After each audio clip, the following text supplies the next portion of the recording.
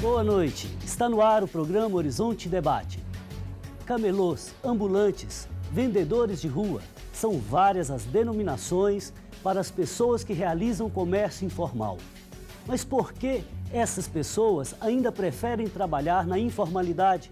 Ou será que preferem? No programa de hoje, vamos conversar sobre este assunto, que é uma realidade viva nas nossas cidades. Você sabe qual a diferença entre comércio legal e ilegal? Você está na informalidade? Frequenta shoppings populares? Então não saia daí, o nosso programa está só começando.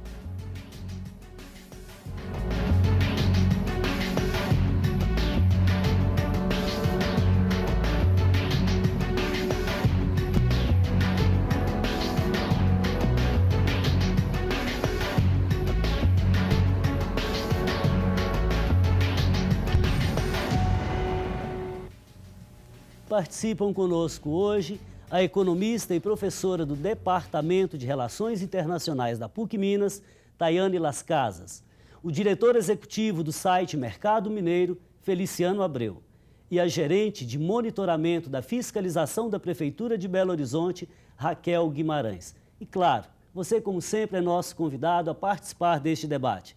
Hoje estamos falando sobre o comércio informal. Mande um e-mail, conte sua história ou ligue para o telefone 3209-0115. Caros convidados, boa noite. Boa noite. Sejam bem-vindos ao nosso programa. Raquel, como poderíamos definir comércio informal? Bem, boa noite aos nossos telespectadores. Eu poderia dizer que comércio informal seria aquela atividade que não atende às exigências legais. Né, que é aquela atividade que não é licenciada, que não é registrada, mas eu acho que é mais do que isso. Eu acho que comércio informal é aquela atividade que não é sequer passível de licenciamento. Né? Então, a gente pode dizer que, por exemplo, o camelô é um comércio informal, porque hoje, né, na verdade, desde 2003, aqui no município de Belo Horizonte, com a publicação do Código de Posturas do município, a atividade de camelô, né, e toureiro, ela ficou terminantemente proibida. Né? Então, a partir do momento que ela nem sequer é passível de licenciamento, né, eu acho que esta sim é a atividade que a gente pode denominar como comércio informal. Informal. Agora, existe uma grande diferença, né, entre uma atividade informal e uma atividade ilegal. Você quer continuar ou eu passo para a Tayane? Bem, eu posso até continuar correto. respondendo, porque a linha de raciocínio é a mesma. Né? Colocando o exemplo do camelô, né, além de ele ser comércio informal, né, ele é uma atividade ilegal, porque não atende à legislação municipal vigente. Né? Mas nós podemos ter, por exemplo, atividades que estão na informalidade, mas que podem deixar de estar na informalidade.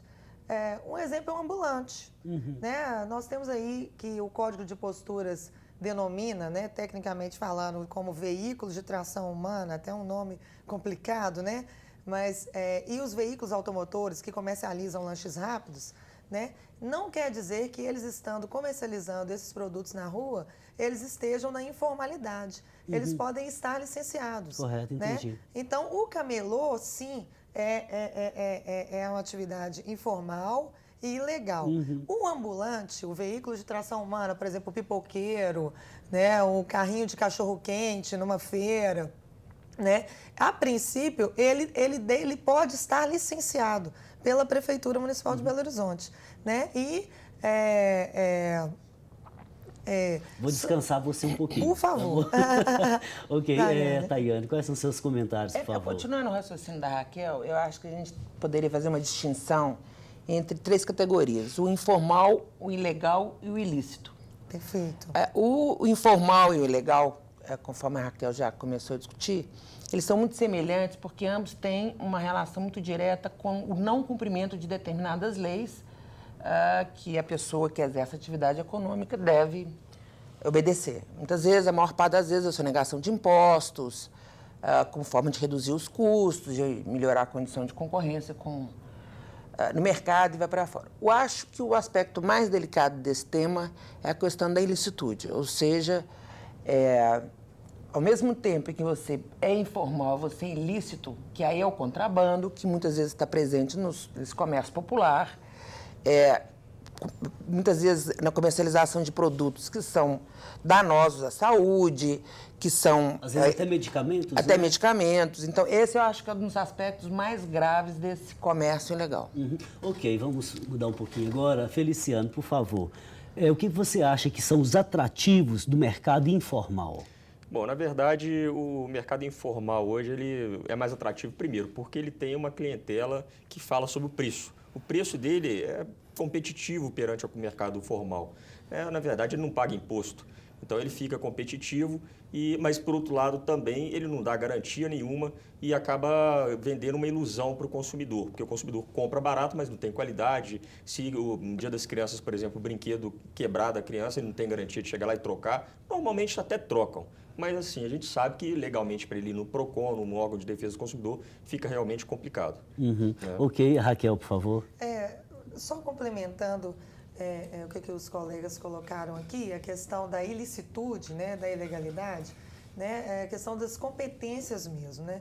O município de Belo Horizonte, ele tem, né, o licenciamento e a fiscalização, eles têm o poder de polícia administrativo para atuar em relação ao comércio não licenciado, né?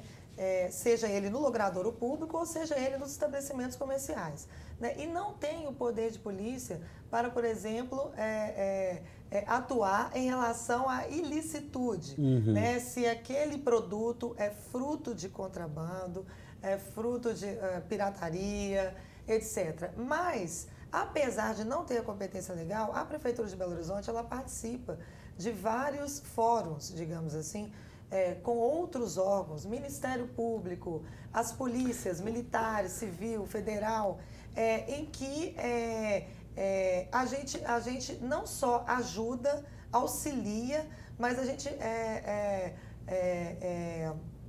participa do planejamento de operações, né, para poder realmente atacar essa questão da ilicitude. Né? Então, isso acontece com a devida periodicidade. Correto. Não, sua fala é muito interessante, mas o que me estava vindo à mente é o seguinte, quando você diz que a Prefeitura não teria esse papel, né, diante da ilicitude, mas você colocou muito bem os outros setores, sei lá, Polícia Federal, Polícia Militar e etc, né? Porque há um grande risco de um deixar para o outro e ninguém assumir o seu papel. Só para se ter uma ideia, hoje mesmo, coincidentemente, né, teve uma operação num dos centros de comércio popular aqui de Belo Horizonte, né, foi no Shopping Oiapoque, né, uma operação que contou com o apoio, né, e a efetiva participação da Prefeitura de Belo Horizonte, né, dos agentes de campo, contou com a Polícia Militar, Polícia Rodoviária Federal, Receita Estadual, né, quer dizer, vários órgãos de segurança pública envolvidos também, né, porque a Prefeitura ela atua efetivamente num grupo que até denominado Grupo de Combate à Pirataria.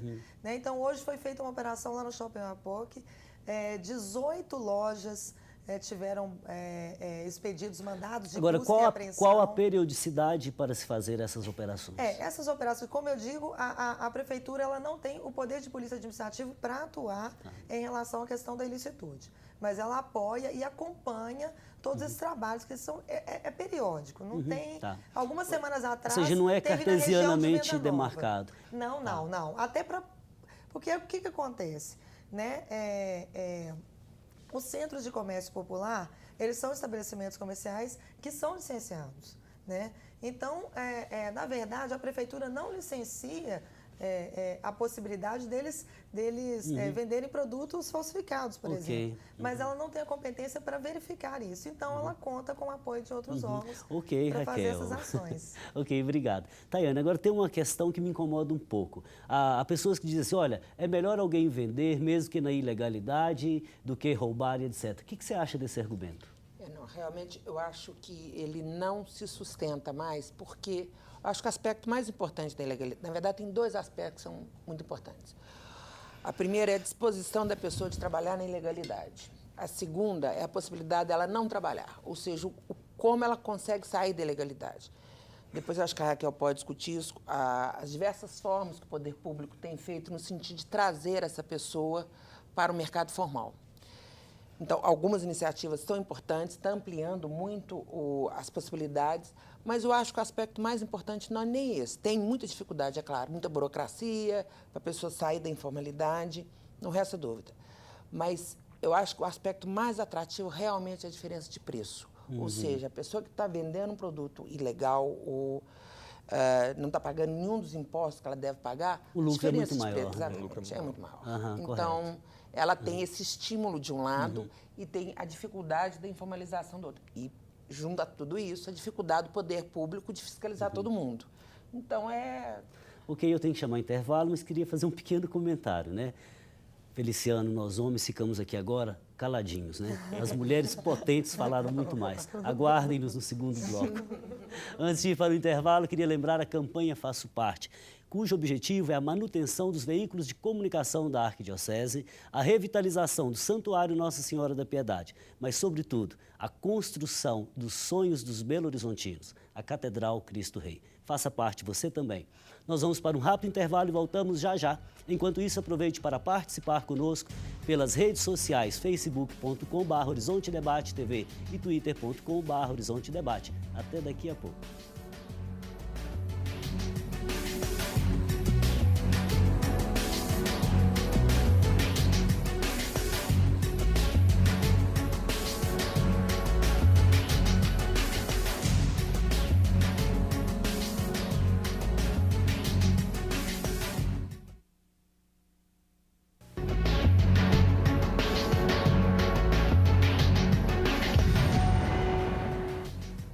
Estamos de volta, hoje falando sobre o comércio informal. Você deseja sair da informalidade? Então participe conosco. Mande um e-mail para horizontedebate@tvhorizonte.com.br ou ligue para a nossa produção 3209-0115. Feliciano, promessa é dívida. Hoje o nosso mundo está interconectado em torno do planeta Terra. Em que aspectos você acha que a internet tem contribuído para o comércio informal? Bom, Padre Márcio, na verdade contribui muito, né? A internet já contribui, obviamente, para o comércio eletrônico. E o primeiro passo, no primeiro momento, a gente que já acompanha o e-commerce há algum tempo, é a informalidade, porque as pessoas montaram suas lojas, normalmente trazendo produtos do exterior e vendiam informalmente. Claro que isso aí gerou uma certa evolução do negócio e as pessoas até montaram realmente uma loja mais profissional, se formalizaram, ou seja, foi a evolução, o processo de se criar um site de e-commerce que tem realmente notas fiscais, garantias. A preocupação que a gente tem hoje é que o mercado informal ele cresce muito na internet. Cresce na mesma proporção que o mercado formal, mas o custo dele é muito mais barato, a fiscalização não é tão grande assim, porque há dificuldade de fiscalizar, né? Porque você compra hoje em Belo Horizonte um produto que está na fronteira do Paraguai, por exemplo, que ele está aqui em 3 dias. A fiscalização dele depende muito mais do transporte, né? Da chegada disso aqui, e essa fiscalização é falha. Isso prejudica principalmente aquele empresário que está investindo muito na internet, na formalidade, está pagando os impostos, porque isso obviamente gera riqueza para o Estado, gera riqueza para as lojas, né? Também de poderem estar reinvestindo.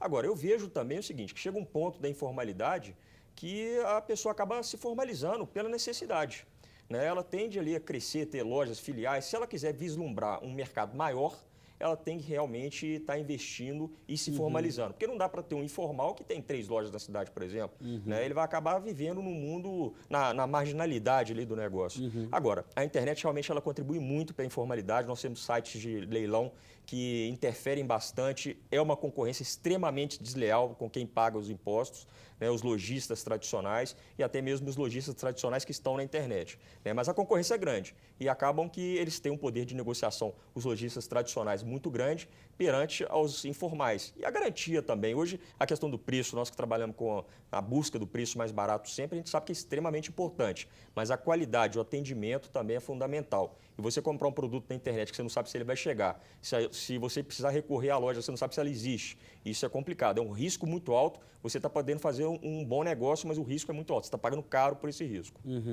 E, de fato, se alguém faz, por exemplo, dá um calote de, digamos, R$50, em 5 mil pessoas num dia. Em volume. Então, de fato, a questão é terrível. Ok, obrigado. Tayane, quais são as armadilhas que a informalidade traz? Você falou dos atrativos no bloco anterior. E as armadilhas? Na verdade, a gente tem que olhar essas armadilhas sob a dimensão de todo mundo que está envolvido. O primeiro é do próprio empresário, que, num determinado momento, ele pode ser coagido pelo poder público a acertar sua vida, e, enfim. O segundo é o consumidor. E aí a gente está falando muito de comércio formal, de produtos, brinquedos, eletrônicos, etc. Mas o comércio informal também acontece muito na área de alimentos e isso afeta muito o consumidor. Então, muitas vezes a pessoa passa, compra alguma coisa ali na rua, um alimento, etc., sem nenhuma fiscalização da vigilância sanitária, sem nenhuma garantia de qualidade do produto. Isso é complicadíssimo, porque afeta a saúde. Então, o consumidor é diretamente afetado para os outros tipos de comércio, mas claro que no setor de alimentos isso é uma questão fundamental.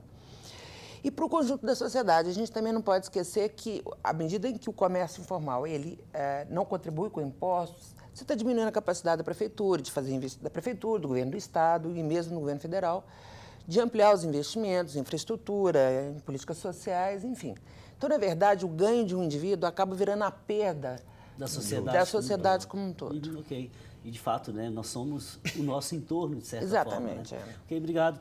Raquel, o que você acha da relação desemprego-mercado informal? Até que ponto o desemprego interfere? Bem, é óbvio que o desemprego ele é um fator que contribui, sim, né, para a questão do comércio informal. Mas eu acho que ele não pode ser levado como justificativa. Né? Isso não é justificativa para a pessoa ir para o comércio informal. Até porque hoje, eu acho que a legislação ela tem avançado muito no sentido de tirar as pessoas dessa informalidade. Né? Recentemente, aí, a legislação federal ela está tratando, por exemplo, a questão do MEI, né, que é o Certificado de Microempreendedor Individual. Né? Então, aquela pessoa que, às vezes, anteriormente, ela não poderia nunca registrar uma empresa, né, legalizar o seu comércio, né, de uns tempos para cá, ela consegue, de uma forma muito mais fácil, se tornar pessoa jurídica, né, pagar, sim, impostos, mas de uma forma diferenciada, né, de uma forma assim, a realmente incentivar que a pessoa saia da formalidade, né, e, inclusive, facilitando o contato dela até com outros órgãos, como a questão do poder público municipal, porque a partir do momento que a pessoa ela tira um certificado de microempreendedor individual, né, ela não precisa nem sequer tirar um alvará de localização do saneamento, porque ele pode se tornar um alvará, inclusive, definitivo, né, sujeito à fiscalização. Né? Então, quer dizer, aquela pessoa ela tem um lastro, né, e os órgãos públicos, como um todo, podem estar fiscalizando e acompanhando, né, aquela nova atividade, né, que pode ser de uma atividade de uma costureira num cômodo de 10 metros quadrados. Né? Então, essa possibilidade ela já existe hoje. Então, não é justificativa a pessoa ir para as ruas, por exemplo, e trabalhar mais do que legalmente, informalmente, né, numa atividade que nem sequer é passível de licenciamento. Né? É a minha opinião, pessoal. A Tayane está querendo complementar ou discordar, Tayane? Só uma observação com relação a essa relação entre o trabalho informal e o desemprego. A gente tem que observar que essa economia informal ela cresceu muito nos anos 80 e 90, exatamente quando a inflação era muito alta, o país vivia taxas de crescimento muito baixas e esse comércio informal cresceu muito. Mas eu acho que a gente pode estabelecer uma relação eu não tenho dados efetivos sobre isso, muito claras entre a mão de obra baixamente qualificada, com baixa instrução e que se dispõe ao trabalho informal.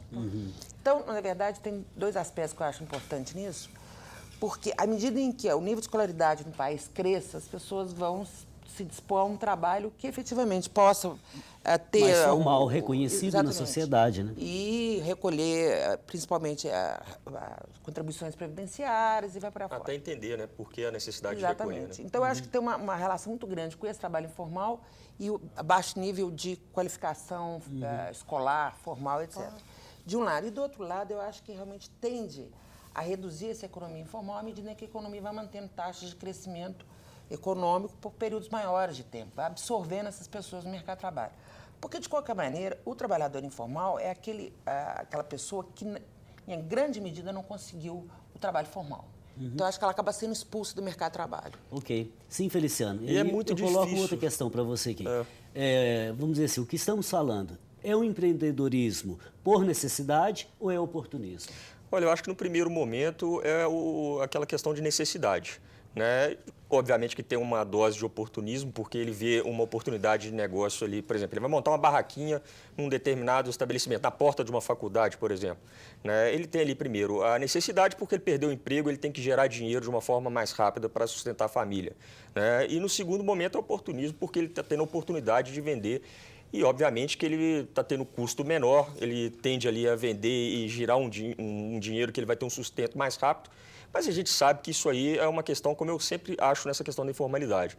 É o primeiro passo, porque uma pessoa que está desempregada, ela não vai montar uma empresa logo que ela ficou desempregada. Ela tem que, infelizmente, ali testar o negócio, ver se ele é viável, né?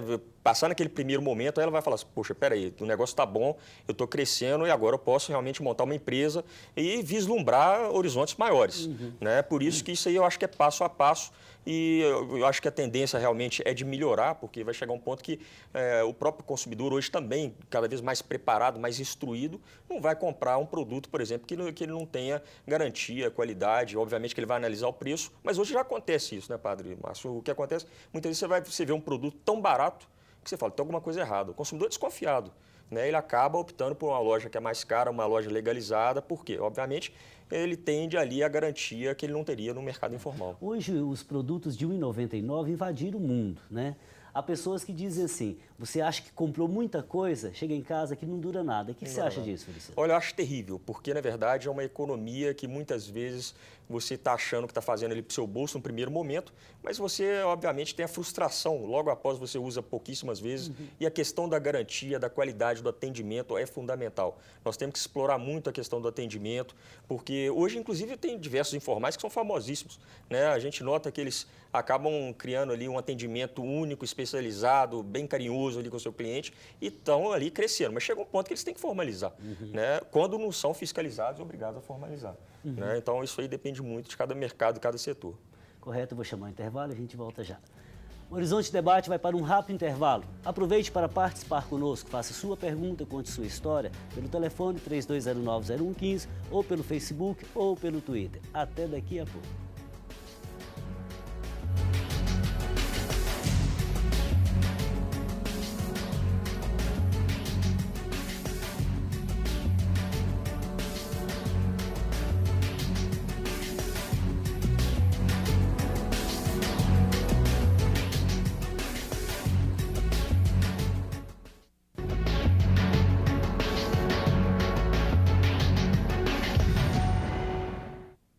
Comércio informal. Este é o tema do programa de hoje. Tem dúvidas sobre o assunto? Então participe conosco. Faça sua pergunta ou comentário pelo e-mail horizontedebate@tvhorizonte.com.br ou pelo telefone 3209-0115. Para você que está chegando agora, participam conosco hoje a economista e professora do Departamento de Relações Internacionais da PUC Minas, Tayane Las Casas, o diretor executivo do site Mercado Mineiro, Feliciano Abreu, e a gerente de monitoramento da fiscalização da Prefeitura de Belo Horizonte, Raquel Guimarães, com quem eu volto agora. Raquel, como se dá a fiscalização do comércio ilegal em Belo Horizonte?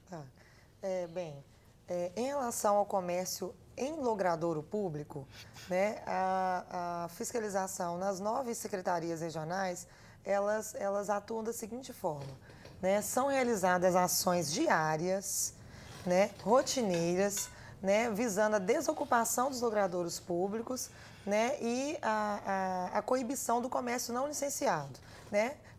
Como eu disse, o camelô, né, que desde 2003 está terminantemente proibido aqui no município de Belo Horizonte, né? E nós realizamos como que é a fiscalização, né?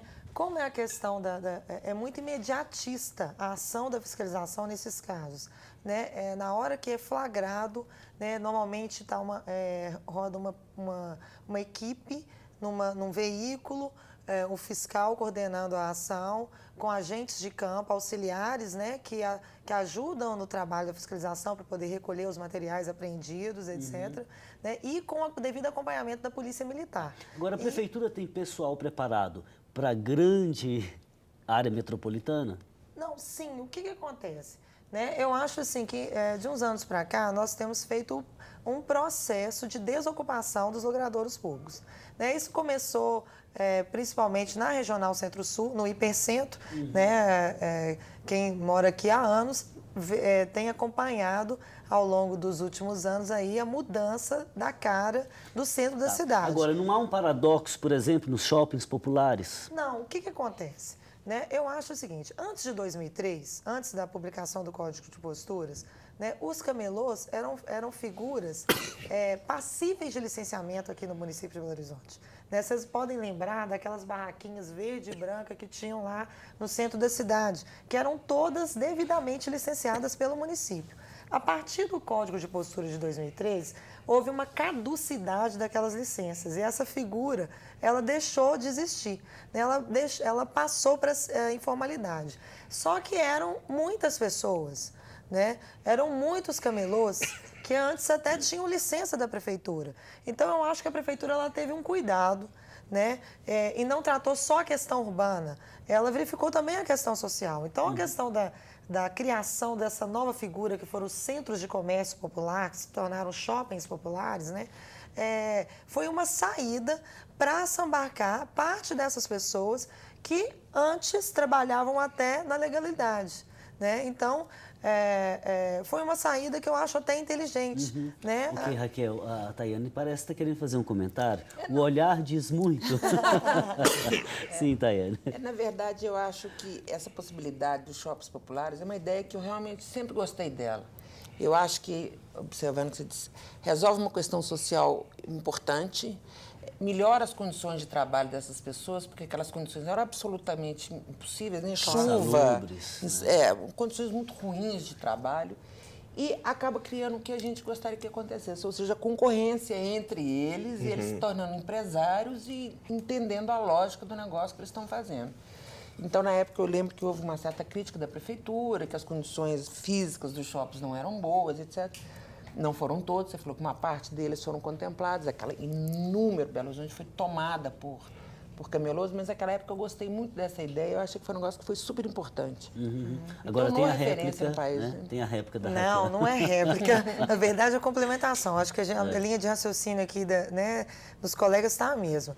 Só para não deixar furo, porque foi colocado assim, mas a prefeitura, ela consegue, Ela dá né, conta, ela né? dá conta disso. Eu acho assim, ao longo dos anos, nós estamos desocupando paulatinamente os logradouros públicos. Começou pelo centro da cidade, foi expandindo pela Regional Centro-Sul, onde que é a área em Belo Horizonte, onde que a situação está mais controlada. Na Regional Pampulha também a gente está com esse trabalho, na Regional Leste. Então, quer dizer, a gente paulatinamente está tentando expandir, conquistar os espaços, né, devolver os espaços públicos, na verdade, para os cidadãos belo-horizontinos, né, para os munícipes. Né, porque é isso que a gente quer. Né, os passeios, as áreas públicas, os logradouros públicos livres e desimpedidos para o livre trânsito de pedestres, né, para o uso comum, né, e não para o uso privado. Ok, você fala muito bem, é muito bom te ouvir. Mas eu quero ouvir agora o Feliciano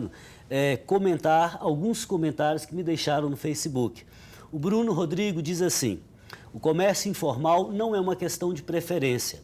Infelizmente, essas pessoas precisam fazer isso tendo em vista os altos impostos e pouco incentivo por parte dos governos. Sendo assim, procuram meios informais para ter uma margem de lucro um pouco melhor. Feliciano. Olha, infelizmente ele está certíssimo, né? Porque o que acontece? É aquela velha história. Se você vai hoje fora do país, você compra uma camisa que chega a 5 vezes o preço aqui em Belo Horizonte, por exemplo. Alta carga tributária, a dificuldade de acesso a alguns produtos que tenham boa qualidade e outras vezes você paga um produto caríssimo que não tem a mesma qualidade de um produto importado. Claro que isso é contrabando. A gente tem que lembrar que isso é ilegal. né? Mas a gente sabe que o mercado informal ele acaba não observando esse detalhe e vendendo. Você vê hoje, você passa nas ruas, tem faixas vendendo roupas importadas, alguns itens importados que são muito mais baratos e com qualidade muito melhores que os produtos nacionais. Então, a carga tributária é realmente altíssima, a dificuldade de se manter uma empresa no país é muito alta também, e isso acaba dificultando e trazendo algumas pessoas de volta para a informalidade. É uma pena, claro, que a partir do momento que a economia evolui, que nós temos facilidade de abrir uma empresa, que você tem uma qualidade do produto e preço bem adequado, competitivo com o mercado internacional, sem dúvida nenhuma, para que você vai ficar em ilegal, em informal? Na verdade, você vai estar querendo crescer junto, né? Por isso que esse é o grande problema, ele está, infelizmente, certo, isso é uma tendência natural. Ok, Bruno, Rodrigo, muito obrigado.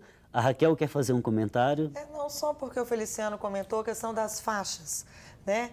Lembrando que as faixas no espaço aéreo, elas também são terminantemente proibidas pelo Código de Posturas, a não ser as faixas institucionais, campanha de vacinação, mudança de trânsito, né? Todas as outras faixas que têm cunho comercial ou de uma atividade não residencial, elas são terminantemente proibidas e a gente Suja uma cidade, né? Por Poluição favor, visual. poluição terrível. visual, né? E rotineiramente também, diariamente, todas as novas secretarias regionais, elas têm uma equipe de apoio só para ficar realizando a apreensão de faixas irregulares na cidade, né? E quando eu acho que o cidadão, né, verificar isso, né, ele deve ligar para um 156, né, que ajuda, inclusive, o trabalho da fiscalização, direciona, né, as rotas. O que é público é de todos nós, Com não é verdade? certeza. Então, mais uma participação aqui do Cássio Diniz. Ele diz o seguinte: acredito que o comércio informal traga, de certa maneira, uma liberdade para a pessoa trabalhar, pois necessariamente ela não precisa vender um determinado tipo de produto. Pode-se, por exemplo, oferecer frutas de determinada estação ou até mesmo produtos que estejam na moda naquele momento. Eu penso que as pessoas escolhem a informalidade não por preferência, mas por conta da condição que a informalidade coloca para elas. Hoje em dia, infelizmente, a quantidade de impostos que se paga para conseguir vender um determinado produto é muito alta. Com relação aos impostos, já falamos, mas com relação a esta liberdade, eu queria ouvir a Tayane, que está caladinha. Depois eu lhe passo a palavra, Raquel. Na verdade, acho que há uma pequena confusão aí, porque essa liberdade qualquer empresário tem. Ou seja, como é que chama aquela... O microempresário... Microempreendedor individual. Microempreendedor individual. É exatamente para atender essa pessoa que quer mudar o produto, que quer... Ô, gente, é ótimo que você tem alguém que te venda as frutas da época, que tem essa flexibilidade. A legislação não impede isso. Isso não é definitivamente motivo. O motivo realmente nós temos que reforçar aqui é que há, sim, de fato, alguém ganhando e muita gente perdendo. Correto. Agora a gente tem que entender também que a nossa liberdade é liberdade com os outros, né? certeza. É liberdade dentro de um sistema jurídico para tornar possível o convívio social. Né? Cássio, muitíssimo obrigado pela sua participação. Temos aqui mais um comentário ainda da Cristina Batista de Paiva. A informalidade, sim, é um fato real que está em alta praticamente em todas as partes. Só fico impressionado quantas autoridades dependem de denúncias, processos em um grande horror antes de chegar a tomar alguma atitude. Enquanto isso, o comércio vai crescendo, né? Sim, Raquel, por favor.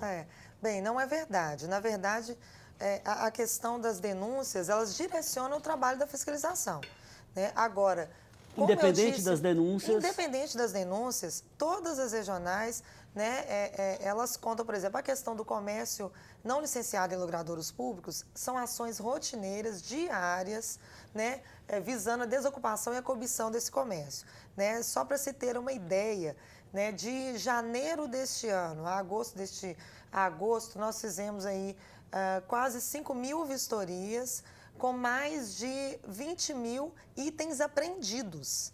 É muita coisa.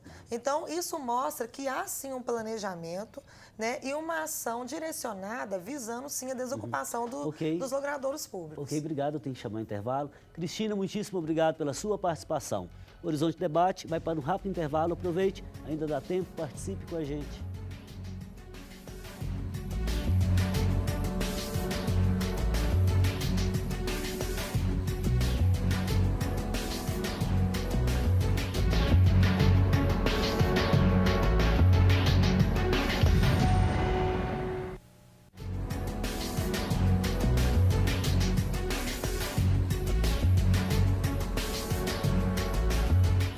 voltamos com o Horizonte Debate, hoje conversando sobre a informalidade no comércio em Belo Horizonte. E aqui tem a participação do Gilson de Oliveira, do bairro Casa Branca. Ele diz assim: o comércio informal está crescendo. Os comerciantes dos shoppings populares dão até nota fiscal. O PROCON funciona nestes casos? Feliciano, por favor. Olha, um detalhe interessante que a pergunta dele. Na verdade, o comércio informal, que ele está achando que é informal, que dá nota fiscal, é formal.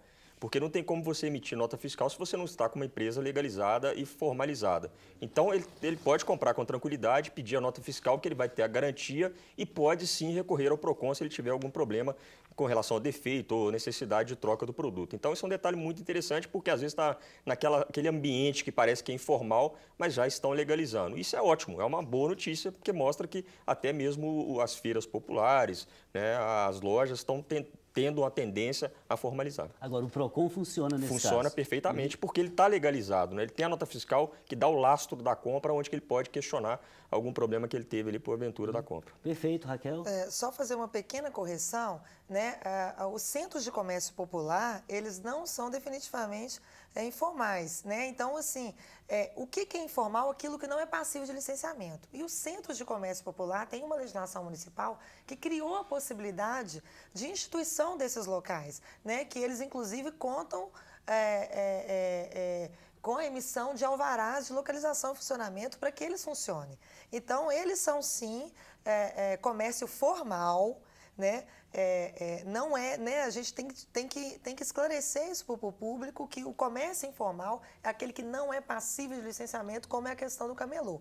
E lembrando que nem tudo que está no logradouro público quer dizer que é ilegal e informal. Nós temos aí as feiras da Secretaria Municipal de Abastecimento, que tem vários bairros que vendem frutas, legumes, né, biscoitos, são todas licenciadas pela Prefeitura, são fiscalizadas, tanto pela fiscalização integrada. Sim, elas pagam preço público, né? Elas são fiscalizadas tanto pela fiscalização integrada quanto pela vigilância sanitária, né? Os ambulantes, que eu chamei aqui no início do programa, que são veículos de tração humana, os pipoqueiros, né? Sanduíches, né? Os carrinhos de sanduíche, as feiras de arte e artesanato, como a exemplo da Feira de Arte e Artesanato da Afonso Pena, são todos locais, comércios, né, digamos aqui, que acontecem nos logradouros públicos, mas que são devidamente licenciados.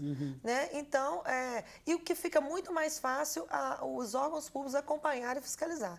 Né? Então, se, por exemplo, acontecer alguma coisa, como a Tayane colocou no início do programa, comer um alimento que estava estragado, etc. e tal, né? Se essa informação chegar para os órgãos públicos, né, é passível de ação fiscal, a pessoa pode até ter aquela licença cassada.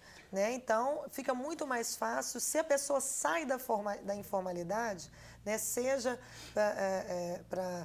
na questão dos logradouros públicos, para estar trabalhando numa feira, né? Ou seja, nos estabelecimentos comerciais, fica muito mais fácil dos órgãos públicos trabalhar. Então, só uma dúvida aqui. Sim. Todas as lojas do mercado, por exemplo, de uma feira, têm a nota fiscal? Eles são obrigados a emitir a nota fiscal? Não. Porque isso aqui é a dúvida que... Pois é.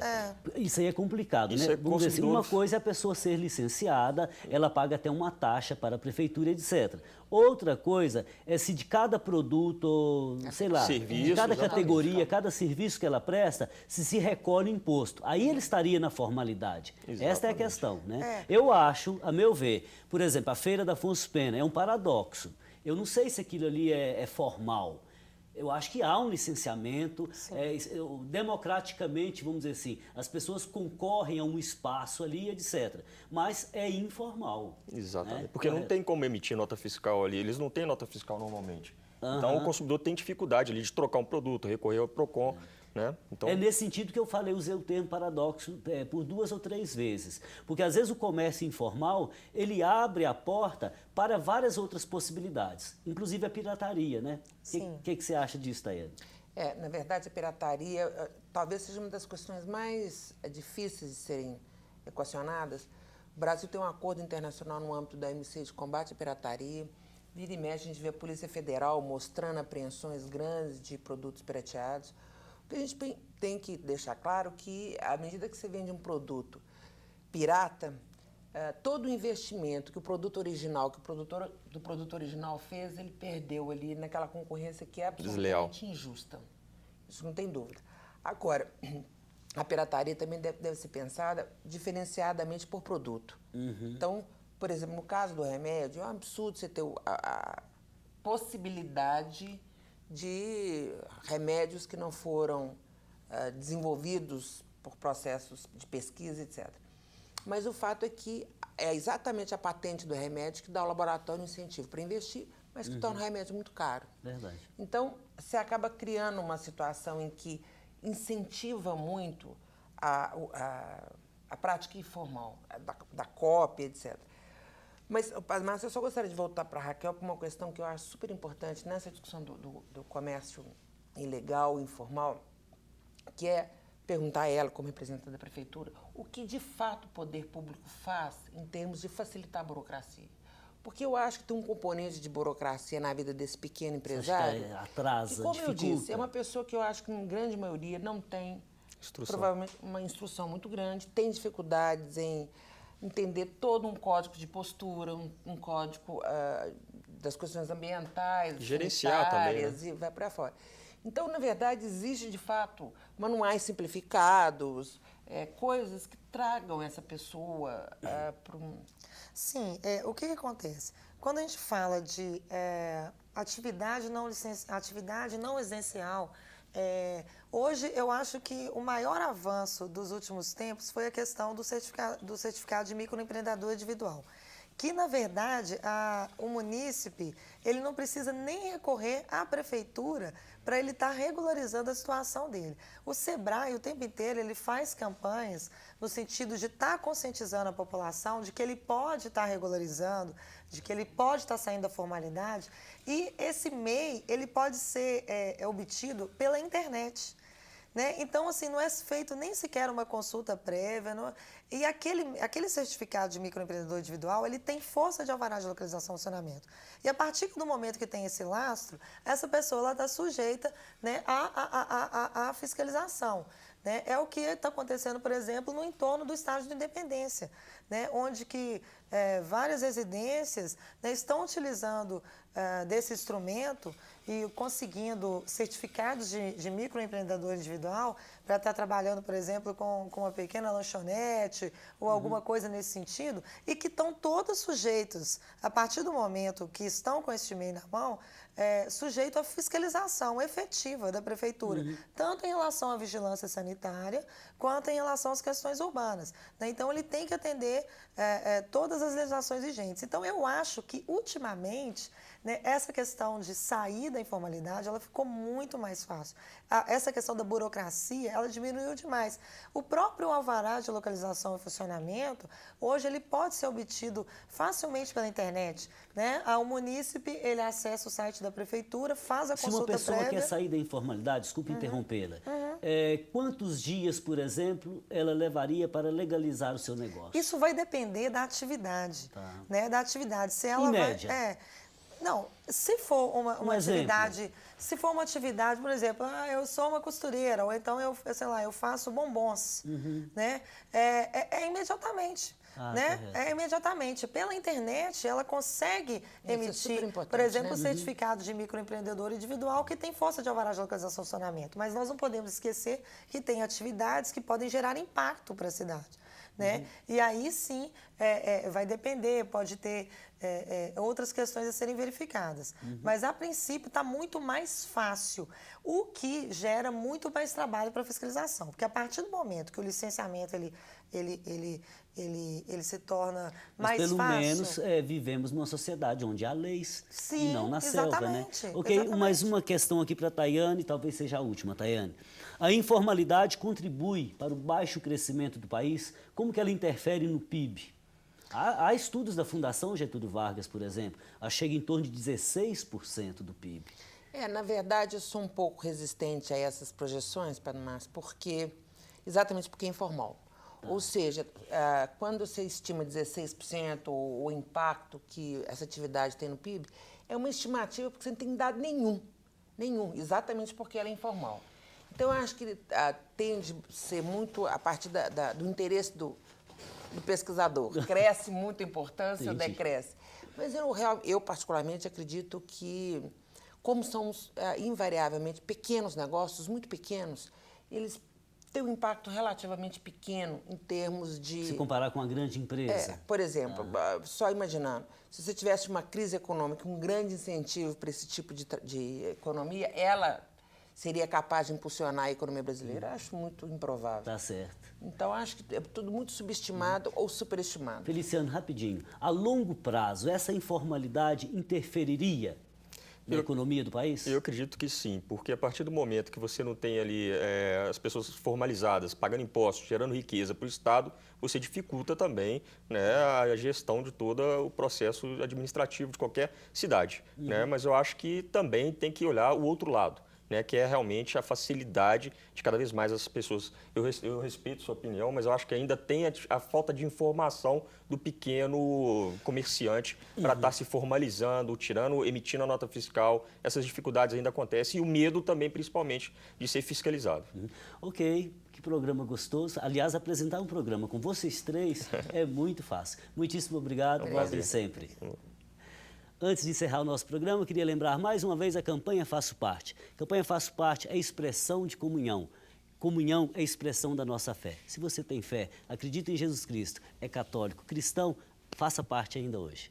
O Horizonte Debate de hoje chegou ao fim, mas você pode acompanhar informações sobre o programa pelo site da TV Horizonte. Lá você fica sabendo o tema da semana com antecedência e pode ver fotos dos bastidores. O endereço é tvhorizonte.com.br/Horizonte Debate. Outro jeito de nos acompanhar é pelas redes sociais. O Horizonte Debate está no Twitter e no Facebook. Obrigado pela sua companhia e na próxima semana eu te espero em mais um Horizonte Debate aqui na TV Horizonte, uma emissora da Catedral, Rede de Comunicação Católica. Conto com você, fraterno abraço.